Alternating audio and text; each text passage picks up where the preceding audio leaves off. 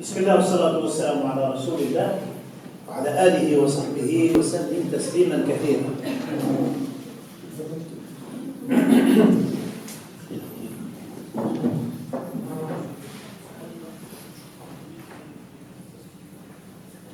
Première chose, j'ai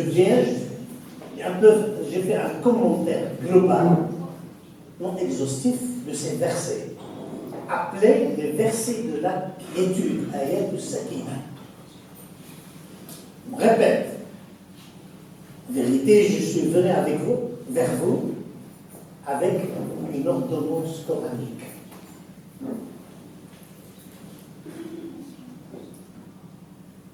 Trouvez un livre qui s'appelle Madarij al-Salikin, les sentiers des itinérants, par un grand savant.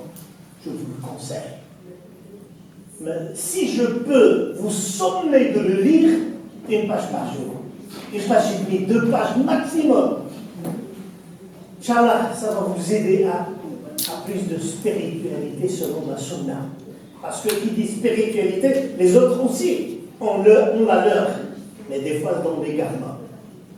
Vu la fragilité de l'âme, il faut tout le temps se maintenir dans la vérité, dans le vrai. Ibn al-Qayyim a dit, son cheikh Ibn Taymiyyah, durant sa vie, a traversé des moments graves, à tel point que des fois des agressions démoniaques l'ont touché. Et lui, il m'a dit, et durant ces moments-là, je récitais les 6 versets de la quiétude, ayat al-sakina. Et Allah subhanahu wa ta'ala a apaisé mon cœur. Ibn Qayyim m'a dit, et je répétais la même chose. Et grâce à Allah subhanahu wa ta'ala, j'ai eu la même quiétude et la même récompense. C'est pour ça que je vous dis, si vous pouvez apprendre ces versets par cœur, apprenez-les et surtout récitez et lisez ces versets. Inch'Allah, ils peuvent vous apporter beaucoup de bien.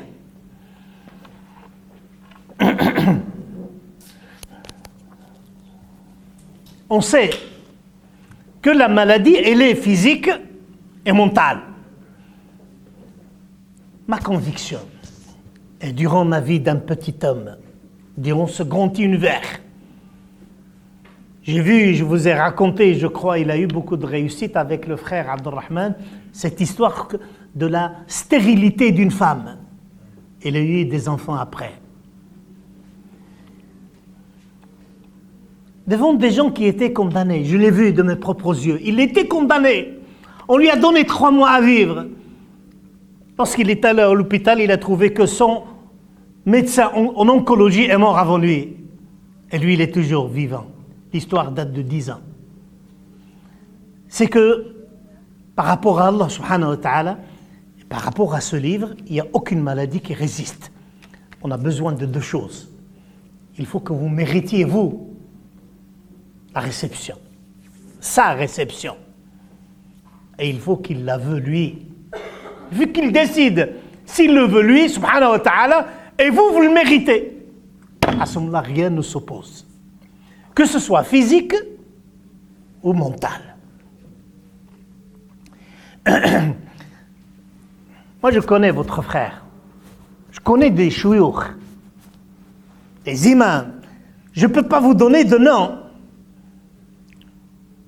qui avaient des problèmes mentaux, de personnalité. Ils avaient du stress.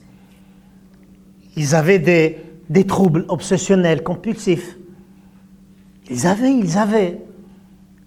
Et il n'osait pas dire à la communauté, ils étaient devant la communauté et il allait en cachette vers les médecins, vers les psychiatres. Pour vous dire, ça n'a rien à voir. La foi est ce que je viens de vous traiter. Non, ça n'a rien à voir. On peut être quelqu'un de bien et être éprouvé parce que ça se refaire. Même, c'est une question d'héritage, de gènes. On peut l'avoir eu à travers nos aïeux. Un divorce, un décès, une séparation, et ainsi de suite. On ne sait pas qu'est-ce qu'on traîne. Mais je crois avec la grâce d'Allah subhanahu wa ta'ala, à travers ce livre, à travers les invocations, les hadiths du prophète alayhi salatu wassalam, à travers sa miséricorde, et à travers aussi nous, peut-être Allah subhanahu wa ta'ala nous accorde, Inch'Allah, cette guérison.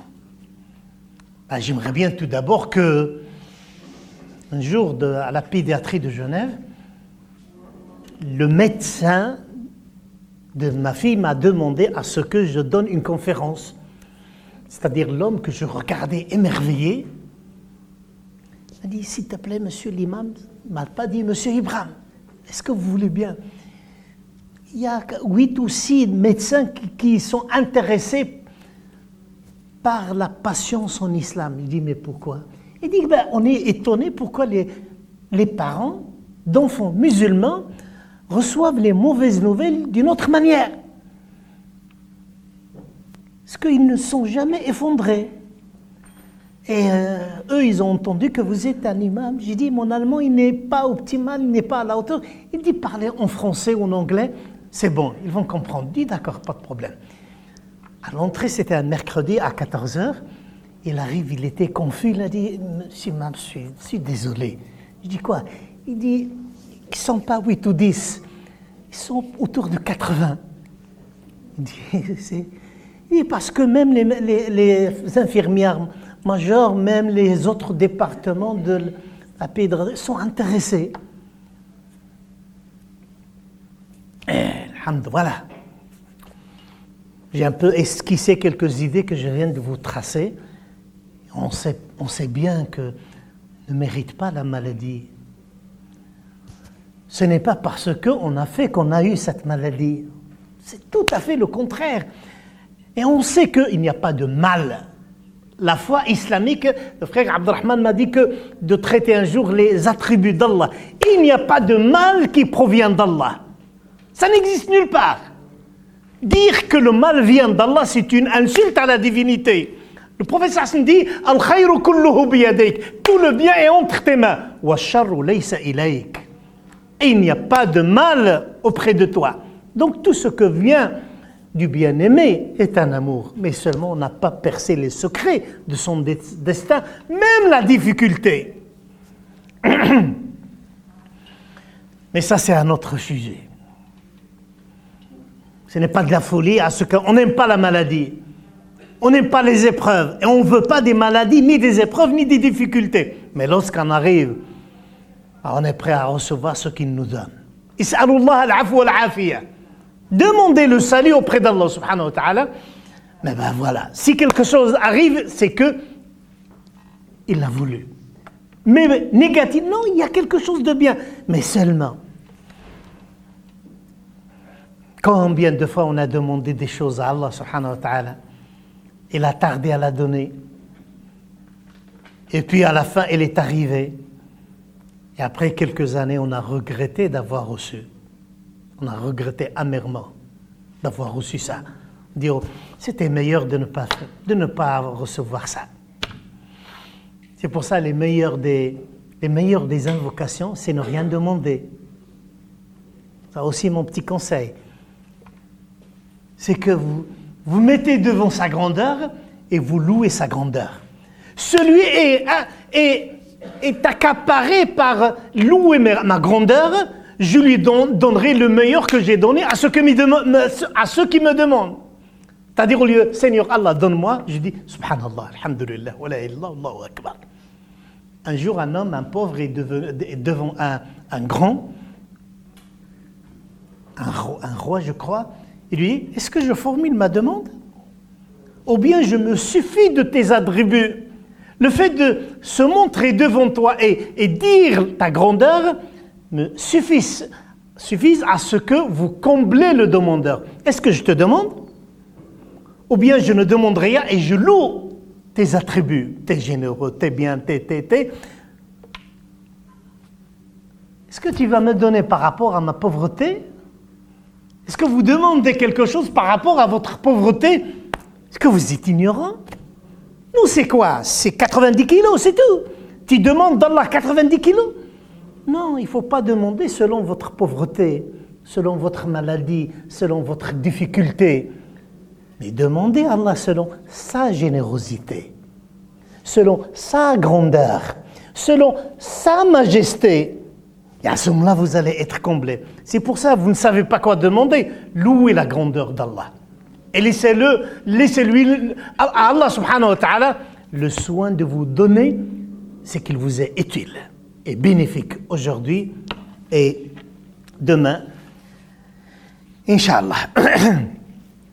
La quiétude, et faites attention. J'ai dit que lorsqu'on la reçoit, elle doit engendrer un état. Et cet état, il s'appelle at-tuma'nina en arabe. En français, on l'a traduit par l'apaisement. Si vous la recevez, si vous avez quelque chose, c'est que vous devez, celle-là, c'est obligatoire.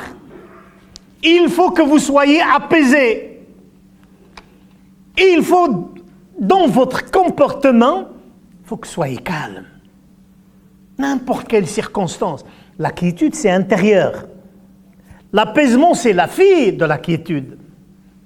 Il faut que ce soit visible sur votre comportement. Un homme a fait la prière. Il revient vers le prophète sallallahu alayhi wa sallam, salam alaykum. Connaissez ce hadith. Et il lui dit, refais ta prière parce que tu n'as pas fait de prière.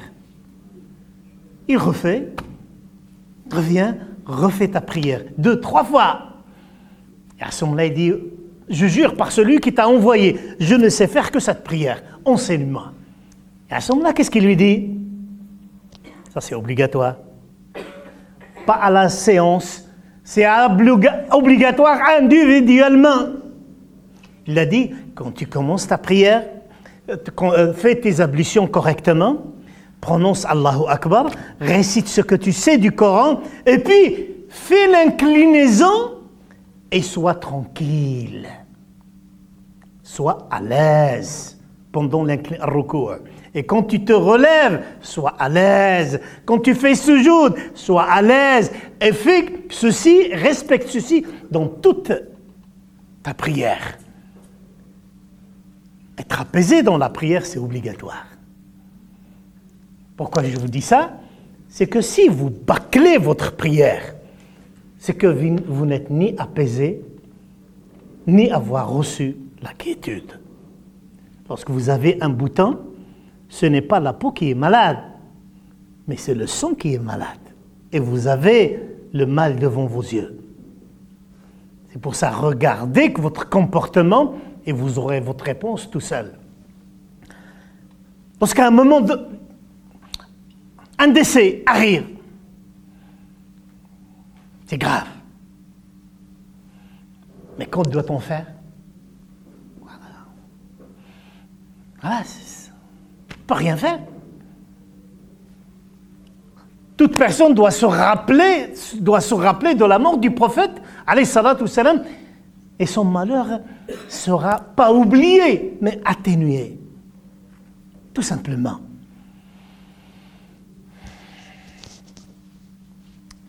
Et je crois sincèrement qu'on n'a pas la force pour supporter une séparation. On n'a pas la force. Et que son Allah subhanahu wa ta'ala, c'est lui seul qui va seulement nous soutenir à résister à l'amertume. Parce que c'est grave. C'est pas, est-ce que vous imaginez qu'Allah vous... c'est une évidence, mais qu'est-ce que vous voulez? Essayez, regardez. Regardez-moi, s'il vous plaît. Bon, je ne suis pas le plus beau des hommes, mais imaginez que je suis votre mari, votre père, votre frère, votre enfant, et que, à un moment donné, vous n'allez plus me voir. Subhanallah.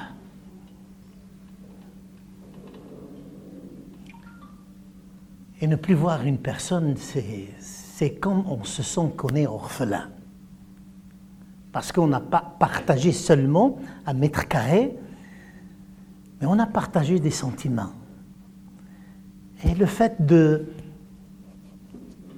d'imaginer que je m'attendais à ce que c'est lui qui va me rendre visite à ma tombe et c'est lui qui va verser quelques gouttes de larmes sur ma tombe, c'est que c'est moi qui vais le faire.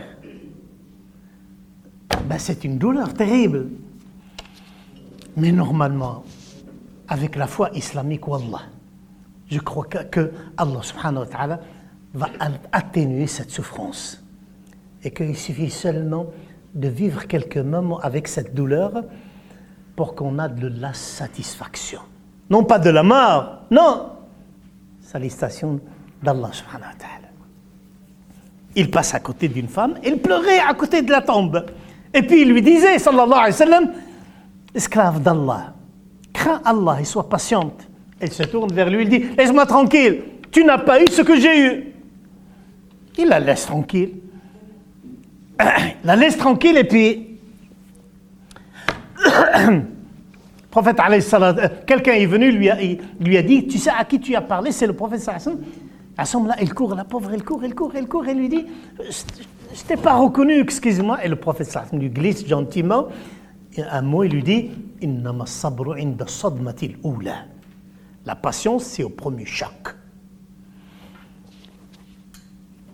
L'apaisement est une obligation par rapport à l'agressivité de quelqu'un. Quelqu'un vous agresse. Et vous êtes zen. Vous êtes tranquille. Ça ne vous fait aucun effet. Pourquoi? Est-ce que c'est une lâcheté? C'est une faiblesse? C'est le contraire. C'est une force.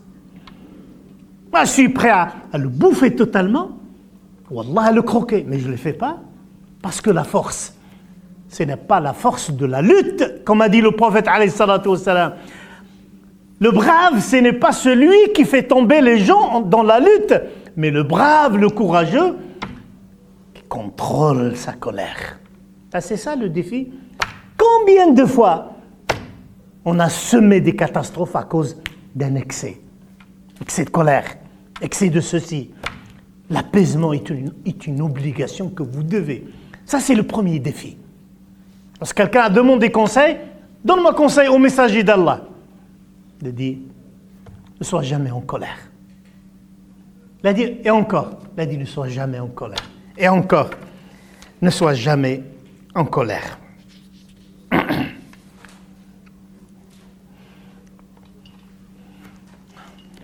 Et maintenant, petit piège, pour vous les sœurs et vous les frères.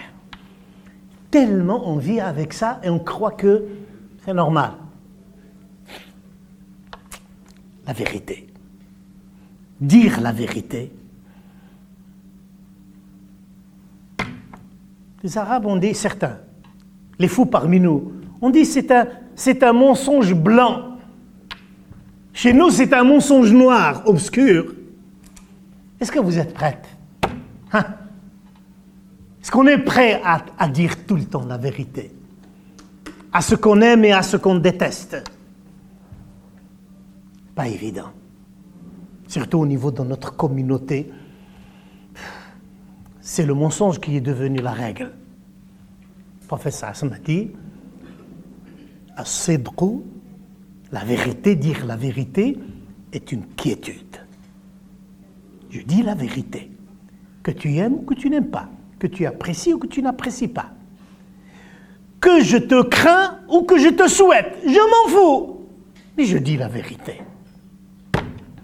Un jour, quelqu'un s'est sauvé, le gouverneur voulait le tuer, et lui il s'est sauvé.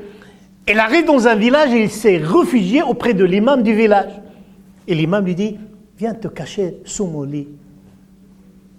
L'armée arrive, les soldats arrivent, ils ont commencé à chercher et tout d'un coup, il dit l'imam, le dernier, l'imam quand même, il ne fait pas ça. Et ils viennent vers l'imam et les soldats arrivent. Est-ce que tu as vu un prisonnier qui est fui? Et on le cherche. Et l'imam tranquillement a dit, il est sur mon lit. Et le chef des soldats dit, un imam est menteur, t'as pas honte. Et ils sont partis.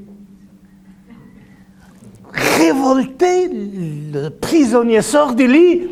Un imam, et tu m'as délivré, tu m'as dénoncé grâce à Allah. Il a dit non, je ne t'ai pas dénoncé, je t'ai protégé. Et l'autre dit, mais comment? Il a dit, par la vérité. Je t'ai protégé par la vérité. Et à ce moment-là, ce prisonnier qui était un des petits-enfants du prophète alayhi salatu wassalam a dit, Allah m'a éprouvé par cette épreuve pour venir rencontrer la vérité manifestement. C'est la vérité. Et il a dit, alayhi salatu wassalam, as-sidqu tuma'nina wal-kadibu riba. Et le mensonge est un doute. Doutez d'Allah subhanahu wa ta'ala. Parce que c'est pour ça que vous avez fui la vérité. C'est pour ça qu'il a dit, oh vous les croyants, soyez parmi les gens véridiques. Avant de conclure, je vais entrer maintenant dans le vif du sujet. Je dis, comment faire? Une façon de parler. Je suis venu avec une ordonnance. Une ordonnance du Coran d'Allah et de la sunna du prophète alayhi salatu wassalam. Comment aller à la quête de l'apaisement? Que doit-il faire? Pourquoi moi, Youssouf, je ne suis pas apaisé? Je me rappelle un jour, on était dans une embarcation, un chalutier entre le Yémen et l'Arabie Saoudite. Et le départ était tranquille, le retour relatif. Il y avait des chouyours, il y avait des gens, des noms illustres. Et tout le monde pleurait, tout le monde sanglotait, presque tout le monde. Et parmi ces gens-là, il y avait un petit élève en première année. Il est venu vers le capitaine, il a dit, est-ce que je peux dormir à côté de toi? Moi, j'ai vu cette scène. Et le capitaine lui dit, quoi? Je veux dormir. Parce que j'ai sommeil. Moi, je suis habitué à ma sieste et aujourd'hui, on n'a pas fait de sieste. Et lui, le capitaine saoudien lui dit, tu veux dormir et tu vois ce que tu vois?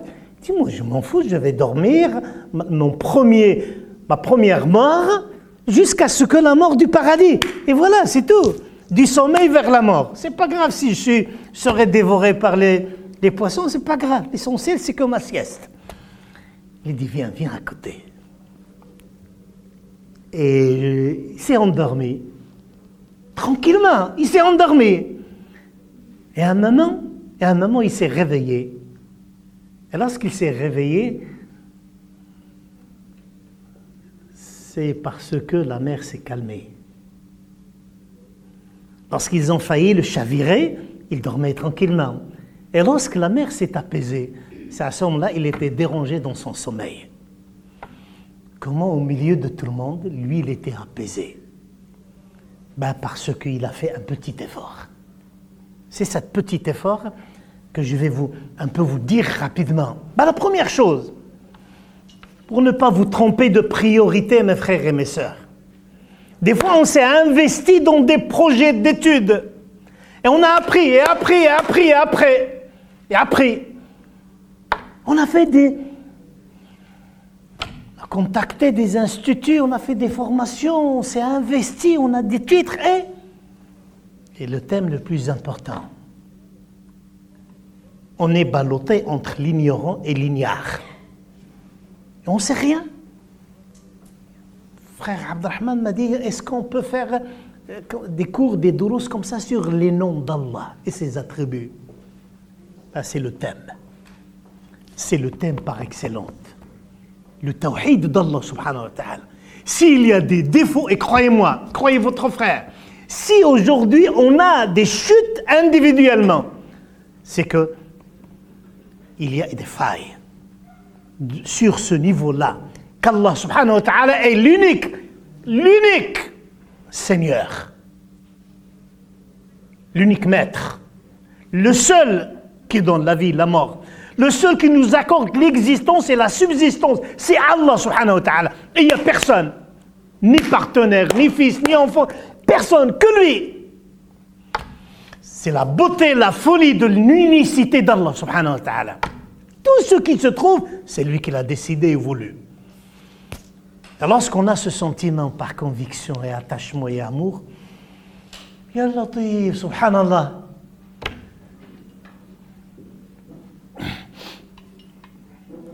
Le tawhid aussi des noms, des attributs d'Allah.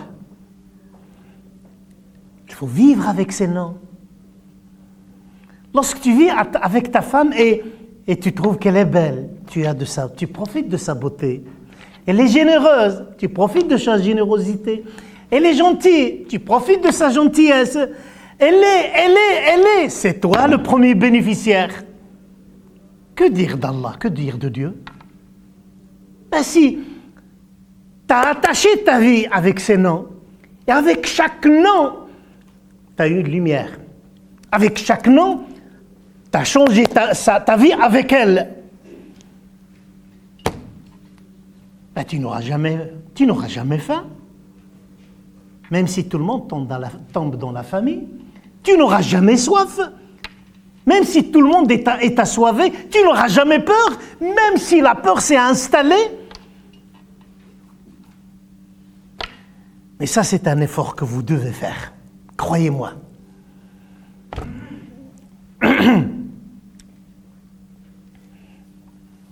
Et il suffit au minimum, répétez ces noms. Imaginez que... C'est Jamila, c'est ça? Karima, pardon. Imaginez que votre mari, chez vous au salon, pardon mon frère, depuis le matin il dit Karima, Karima, Karima, Karima. Il dit rien, seulement Karima. Karima, Karima, Karima, Karima, Karima, Karima, c'est tout. Ben, moi je simplifie, je vulgarise un peu. Ben, imaginez qu'elle était fâchée contre lui. Imaginez qu'il avait fait quelque chose. Imaginez ce que vous voulez. Imaginez qu'il n'a rien fait. Tout bien, tout fonctionne, tout est bon. Mais comment elle va être? Elle est au-dessus des devoirs conjugaux. Elle est très au-dessus. C'est qu'elle l'a rempli de satisfaction, elle le comble. Toutes les femmes n'existent pas. Il n'y a que Karima qui existe. Ben ça, c'est avec l'homme. Ça, c'est avec l'homme. Que dire d'Allah subhanahu wa ta'ala? C'est pour ça que je vous invite à aller à la quête de cette unicité des noms et des attributs. Je ne dis pas une étude comme ça aveugle, comme certains le font. Il reste dans l'abstrait, une lecture plate.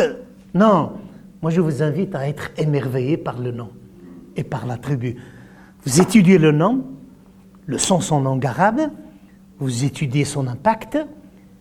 Et la troisième chose, je dis, qu'est-ce que je dois faire par rapport à ce nom? Et attendez-vous aux merveilles. Ben c'est ça, pourquoi il y a tant de noms d'Allah subhanahu wa ta'ala et d'attributs, c'est autour de 135, 38.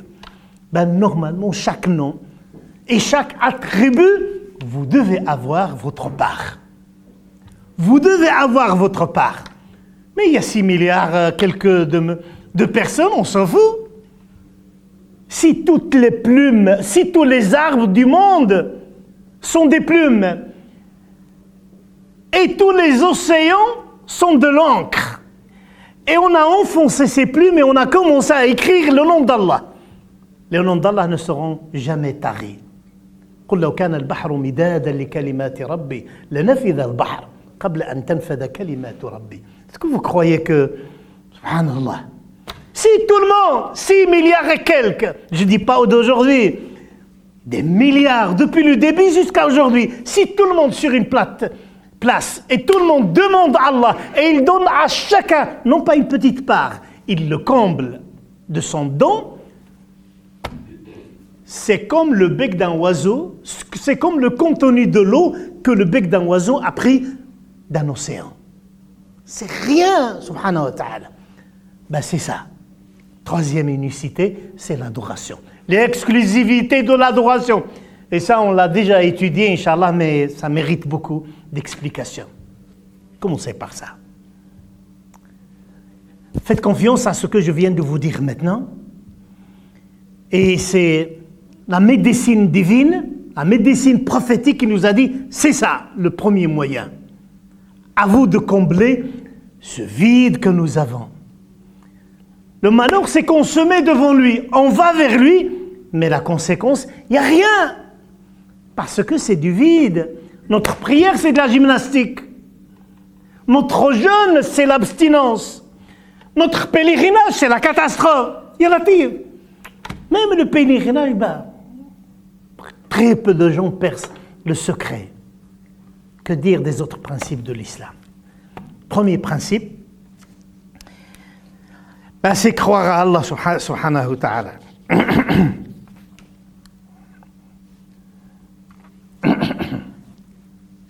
Deuxièmement, en conséquence à ce principe, c'est s'abandonner. S'abandonner totalement. Attacher son sort, sa vie à Allah. Et tout ce qui provient de lui, vous l'encaissez, vous l'acceptez. Avec satisfaction, avec constance, avec patience. Et ne jamais râler. Ne jamais montrer son insatisfaction. Il a dit, il est étonnant. C'est le prophète Hassan qui dit, il est étonnant le sort du croyant. Si nous le sommes. Si lorsqu'un bien le touche, il remercie Allah. Et il est récompensé. Lorsqu'une épreuve le touche, il est patient. Et ça, c'est meilleur pour lui. Et puis il conclut, et ça, c'est seulement le croyant qui a ça. Pour rester avec vous, vous raconter des histoires à dormir debout. Parce qu'on a fait de la résistance. On n'a pas accepté une situation et on a essayé de changer les choses d'une manière maladroite. À la fin, on a payé la facture très chère. C'est pour ça, accepter. On dit, soumettez-vous à sa volonté. Même les choses les plus difficiles, acceptez-les. Parce que Allah, et ça ce sont quelques versets coraniques, je vous le demande, par l'unicité d'Allah subhanahu wa ta'ala qui nous lie. Il ne faut jamais oublier que Allah subhanahu wa ta'ala sait tout. Qu'Allah subhanahu wa ta'ala peut tout et qu'Allah subhanahu wa ta'ala fait ce qu'il veut. Il sait tout, il peut tout, et il sait et il fait ce qu'il veut. Attachez votre vie au moins à ces 3 versets coraniques, il sait ce qu'il vous arrive. Il peut, s'il voulait le changer, il le ferait, et à la fin, il a fait ce qu'il veut. Il n'y a personne qui le contredirait. Personne.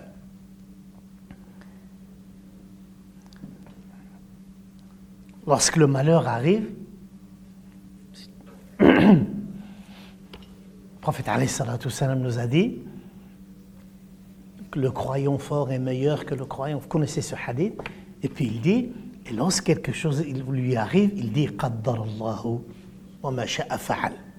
Il ne doit jamais dire si j'ai fait aussi ceci ou cela. Non, jamais de la vie.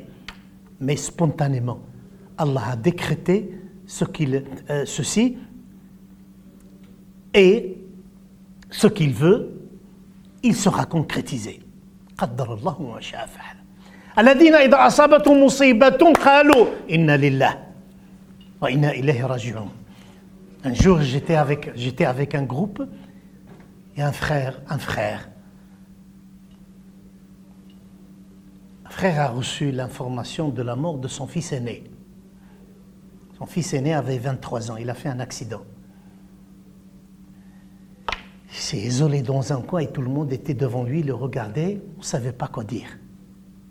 On savait qu'est-ce qu'il faut dire à quelqu'un qui a perdu son fils?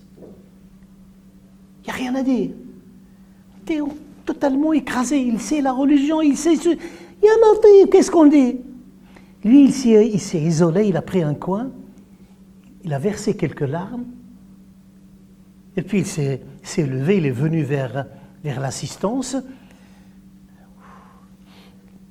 Son visage était illuminé par une lumière, ses pommettes étaient toutes rouges, toutes douces comme ça. Il a dit, qui s'occupe de l'enterrement? Subhanallah. C'est déjà projeté à l'enterrement. C'est nous qui avons perdu nos chers. pas lui. Et comme ça, on a le droit de faire couler quelques larmes. Ça, c'est notre droit. Parce que le prophète a pleuré pour la mort de son fils.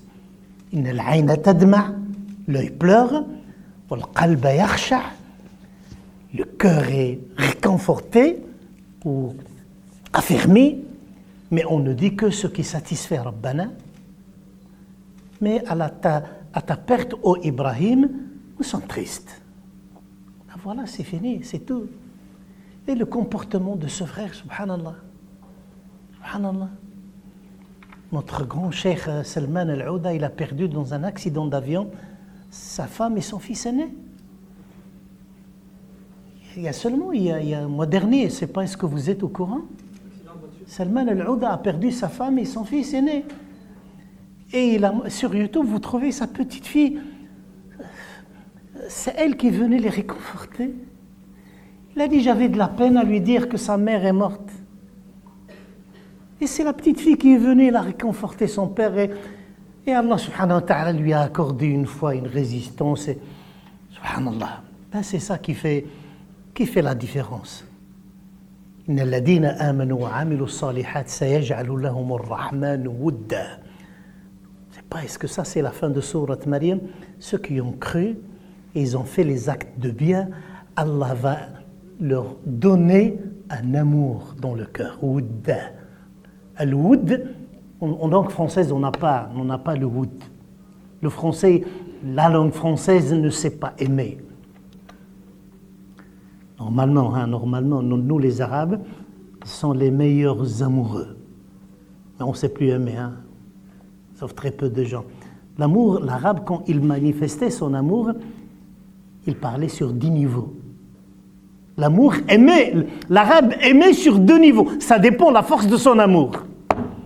Jusqu'à ce que Ibrahim a fait cet amour exceptionnel qu'il n'a accordé qu'Allah subhanahu wa ta'ala. C'est quel amour? Comment on l'appelle ça en arabe? Un seul. Dans le Coran, c'est un seul qu'il a eu. Un seul, c'est Ibrahim. Ça s'appelle Al-Khulla. Ibrahim ou Al-Khalil. وَاتَّخَذَ اللَّهُ إِبْرَاهِيمَ خَلِيلًا. Allah a pris Ibrahim comme on a dit comme ami intime, comme ami allié, mais Khulla, ça n'existe pas. Al-Khulla, je vous donne ce que ça veut dire Al-Khulla. C'est lorsque le sang s'incruste dans les veines et dans le corps, dans les muscles, ça devient une seule intégrité. C'est ça l'amour. C'est que lui, il s'est effacé par rapport, voilà, c'est comme un seul corps. Tellement Ibrahim n'avait qu'Allah, subhanahu wa ta'ala, exclusivement.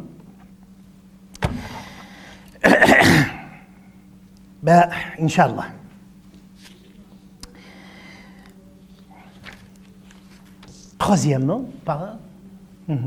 Troisièmement, changez votre relation avec Allah. Et il faut qu'elle soit en qualité.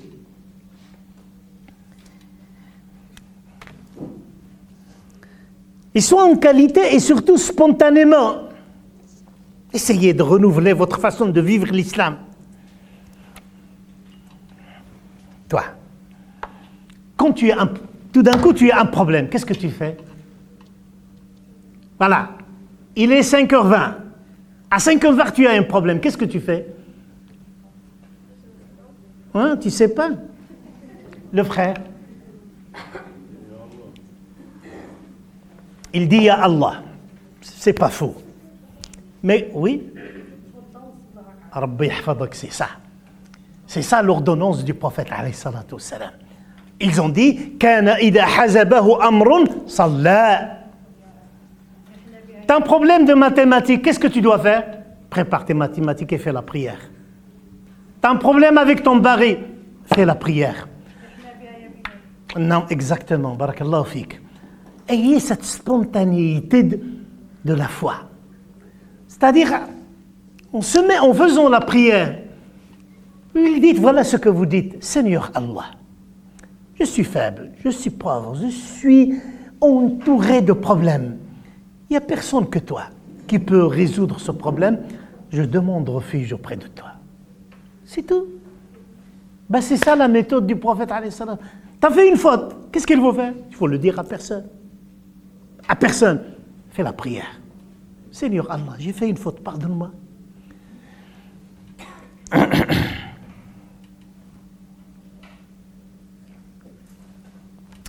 Un grand savant a dit chercher la douceur de la foi dans as-salat, l'évocation et dans la récitation du Coran. تفقدوا الحلاوة في ثلاثة أشياء, à la prière, à l'évocation d'Allah et à la récitation du Coran. Je vous demande fraternellement, réservez un moment de votre journée. Il est meilleur après Salat al-Fajr et avant le coucher du soleil. Oubliez vos préoccupations. Oubliez la télévision, le portable, ya latif. J'ai une tante à Fès, elle a vu ses enfants en train de voir le portable, tout le monde, elle était là, la pauvre, elle dit, regardez-les, ils sont en train de faire tasbih. Elle avait raison. Subhanallah. Imaginez, frère Soufiane, qu'on donne à l'évocation d'Allah ou aux invocations le même temps que nous donnons au portable. Ben, imaginez seulement. On n'a pas honte. On n'a pas honte de préférer le portable, la télévision, la série, plus qu'Allah. Mais ça, c'est pas vrai, on n'aime pas. On aime Allah plus que la télévision. Mais regarde-toi, dans ta calculette, combien de temps t'as donné à ça? Et combien de temps t'as donné à Allah? Ben, peut-être 1 minute et Allah 15 minutes. Le meilleur 30 minutes. Et le film américain 2 heures. Ben, qui est le meilleur? Dans ton cœur, dans ta pratique, dans ton présent. C'est qui le meilleur? C'est pas le meilleur, frère Youssef, mais ben voilà. Là, c'est ça. Les réceptions, c'est par rapport aux donations, par rapport à l'effort. Troisièmement, il faut sentir que la délivrance et la réponse d'Allah est toute proche. Connaissez ce verset coranique, tout à la fin du Coran. Il dit « فَإِنَّ مَعَ الْعُسْرِ يُسْرًا » « Inna ma'al usri yusra » Un compagnon a dit « Jamais deux yusr ne va dominer et triompher sur un seul. » C'est une règle arabe, bon, c'est pas le moment. Mais qu'est-ce qui vous étonne, vous, la sœur, dans ce verset? Vous, maintenant. « فَإِنَّ مَعَ الْعُسْرِ يُسْرًا إِنَّ مَعَ الْعُسْرِ يُسْرًا » Qu'est-ce qui vous étonne le plus? Vous connaissez un peu le sens, un peu? Je vous le traduis? Allez, étonnez-moi. Oui, c'est ce que j'ai dit.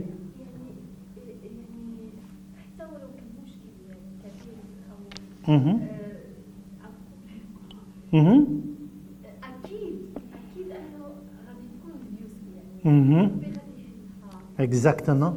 Il y a une autre réponse? Oui, le frère? J'ai cru que... Est-ce qu'il y a... Tout le monde connaît ce verset. Vous, non. Vous êtes bien initié, wallah alam.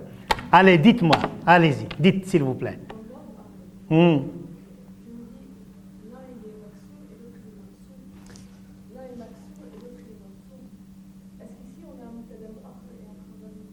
Vous êtes allé trop loin, Allah yadik. Mashallah.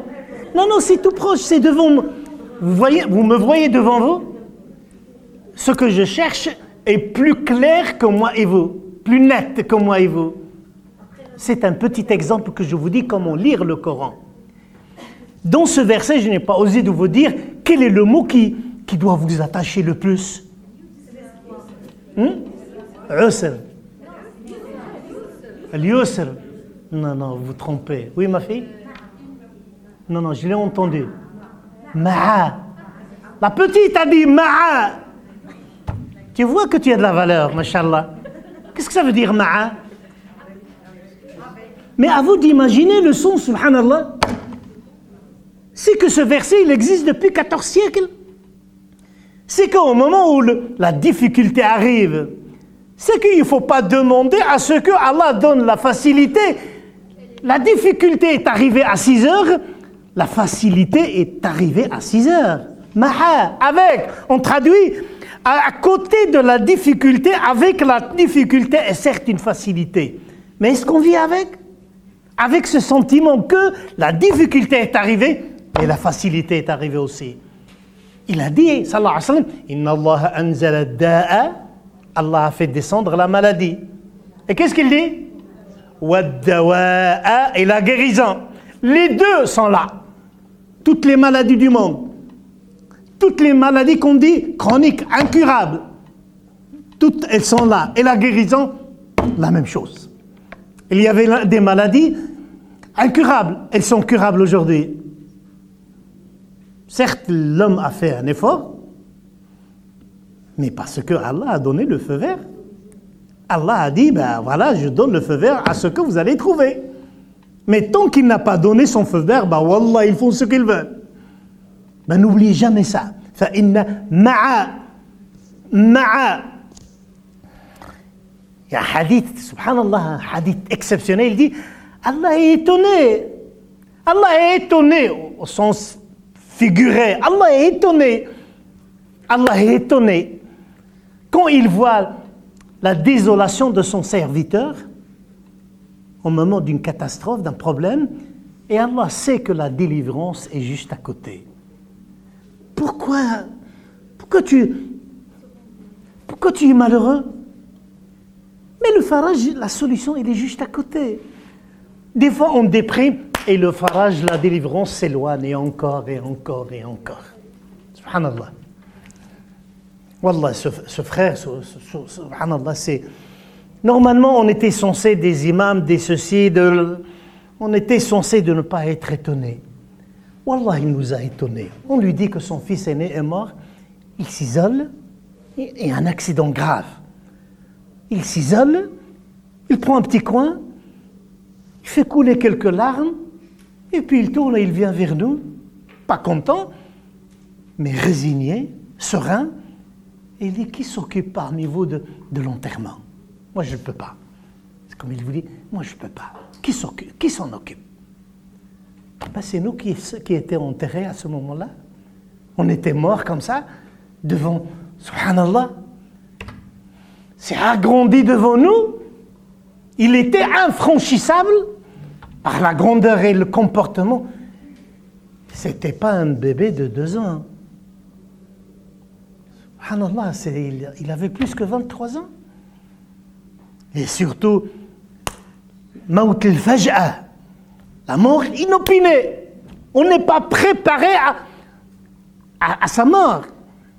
Yalatif. Et qui est préparé? Personne n'est préparé.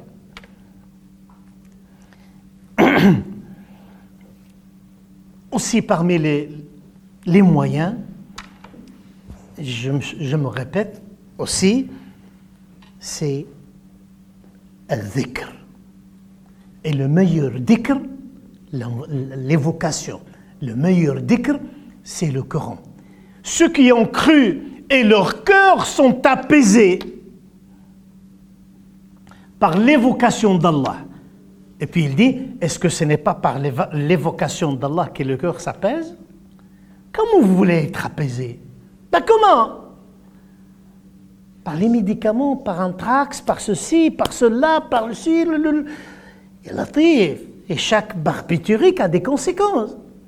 Et des fois, c'est périodique, c'est réservé. On dit attention, attention à l'addiction, à la dépendance, attention, tout ça.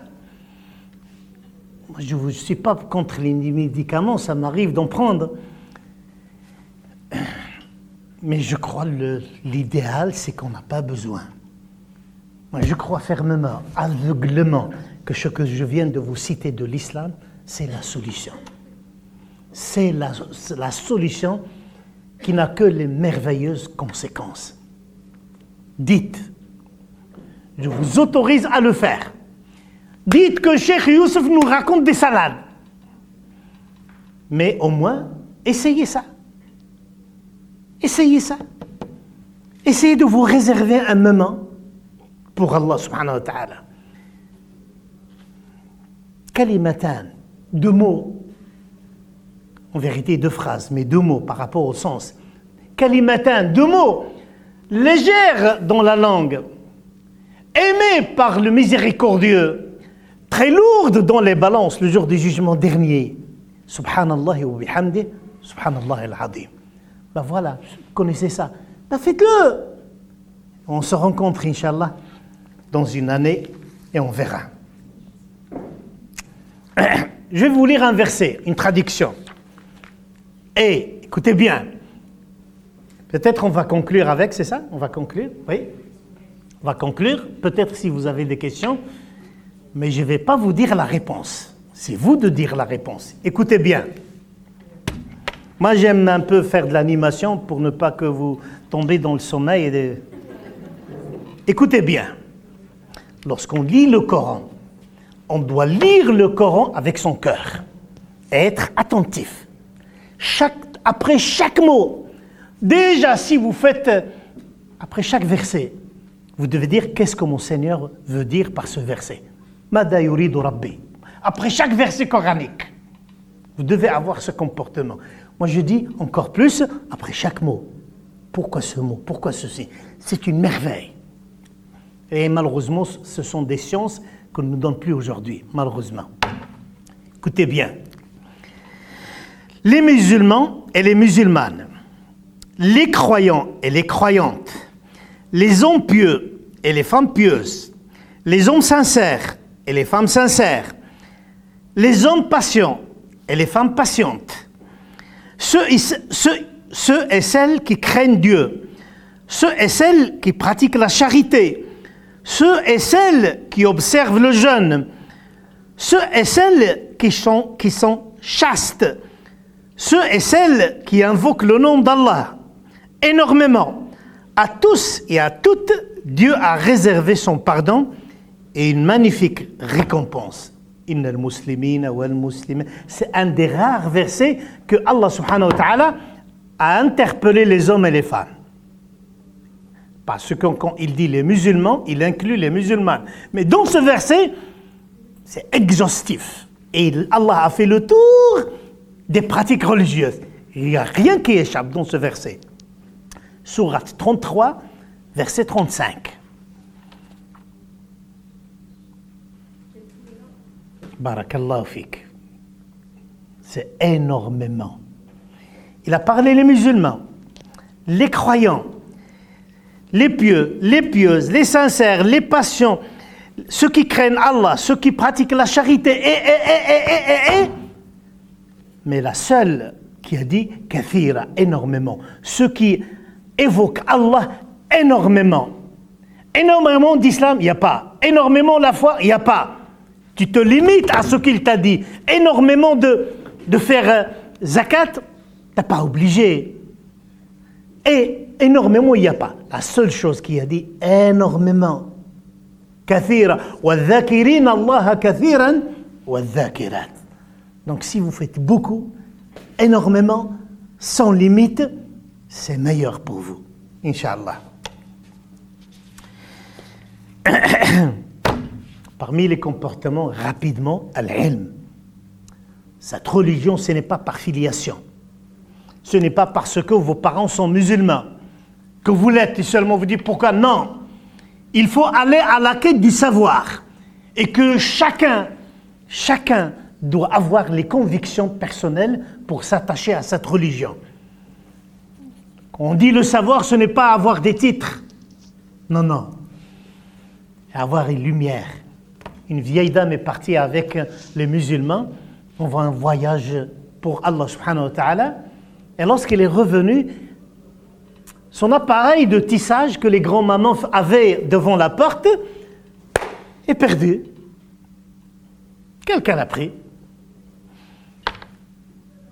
Elle lève son visage et s'adresse à Allah.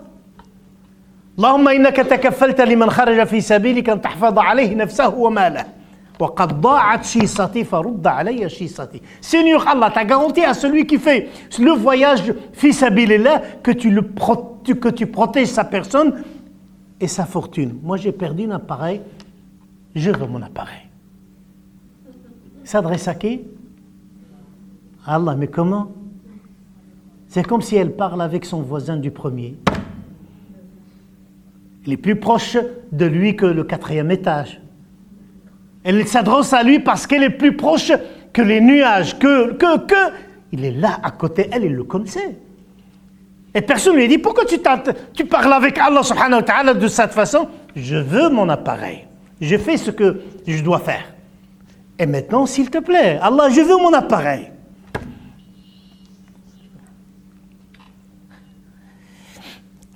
Dans le livre Jami' al-Ulum wal-Hikam, l'explication des 40 hadiths Nawawi, vous trouvez cette histoire. Et ils ont dit, et le lendemain, elle a trouvé son appareil. Par le savoir. Le vrai, la lumière. L'imam Shafi'i était un grand savant. Et il est venu se plaindre auprès de son maître. Et son maître lui a donné un conseil. Il a dit, Shakawtu waqi'an su'a hifdhi. Je me suis plaint auprès de Waqi' de ma mauvaise mémoire. Pourquoi je ne retiens rien? Et puis, Waqi' lui dit, Fa'arshadani ila tarkil ma'asi. Et lui, il m'a conseillé d'abandonner les péchés. Et il m'a dit que le savoir d'Allah est une lumière. Et la lumière d'Allah n'est jamais accordée aux corrompus, aux désobéissants. C'est que voilà, la lumière c'est une lumière qu'Allah subhanahu wa ta'ala, la science, le savoir est une lumière qu'Allah accorde à ceux qui méritent, Inch'Allah, cette lumière. Mais imaginez que l'un parmi nous ne veut pas apprendre, ne veut pas assister. Aujourd'hui, là, avec l'Internet, on a tout, alhamdoulilah. Mais quelqu'un ne veut pas, dit moi je ne veux pas du savoir. C'est que Allah ne lui veut pas du bien. Qu'est-ce que vous dites à ce hadith? Ma yuridillahu bi khayran yufaqihu bid-din. Celui qu'Allah lui veut du bien, il lui donne la compréhension de la religion, pas l'apprentissage des textes, mais comprendre ce que Allah veut. Yufaqihu bid-din, comprendre. Donc celui que Allah ne lui accorde pas ses faveurs et son choix, il reste toujours ignare. Et dernièrement, 2 petits points en conclusion. Remettre les droits à leurs propriétaires. Et ce discours, ce point-là, on ne l'aime pas. Tu as dit de la médisance sur ta sœur, sur ton frère. Tu lui as pris son argent, tu l'as insulté, tu l'as agressé, tu lui as fait du mal. Et tu es parti avec des envolturés et aucun intérêt. Mais Allah n'a pas oublié. Tant que tu n'as pas réglé ce problème, tu n'as rien avec lui. Règle ça tout d'abord. Supposons quelqu'un, lui, il a pris l'argent de quelqu'un,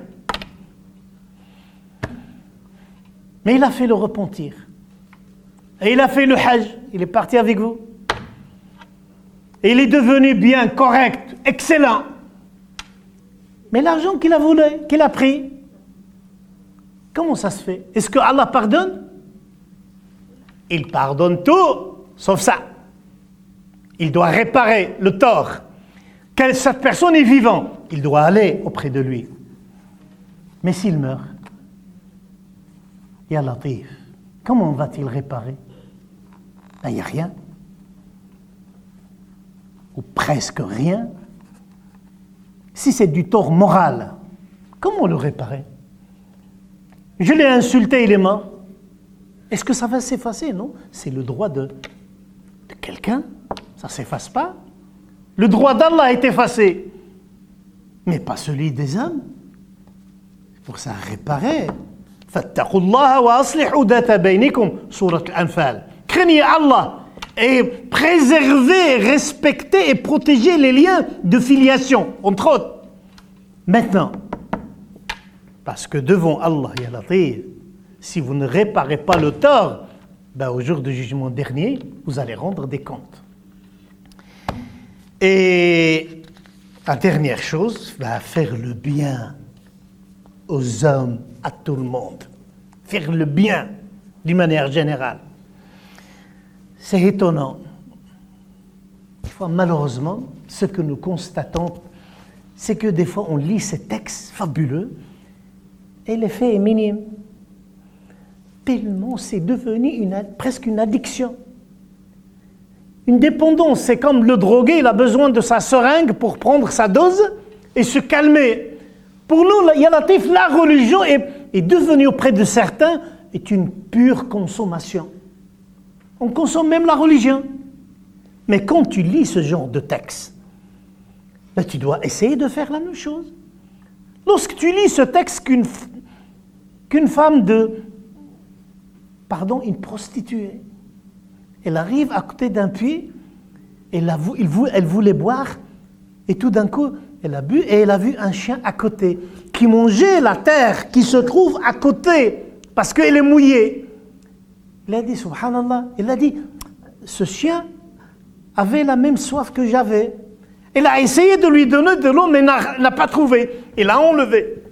Mouqaha, c'est-à-dire sa chaussure, elle a rempli d'eau, elle a donné à ce chien. Et Allah a aimé ce qu'elle a fait. Il lui a pardonné la prostitution. Il lui a accordé le paradis. Vous connaissez ce hadith? Si je vous dis qui connaissait ce hadith, tout le monde, vous allez lever la main. Si, vous le connaissez, ma sœur. Et il y a d'autres. Celui qui a vu une épine sur le chemin des gens, il a dit, cette épine, cette branche va gêner les musulmans. Et l'a enlevé.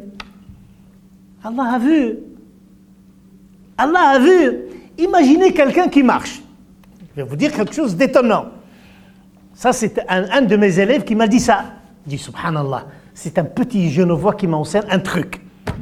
C'est étonnant ce qu'il a trouvé.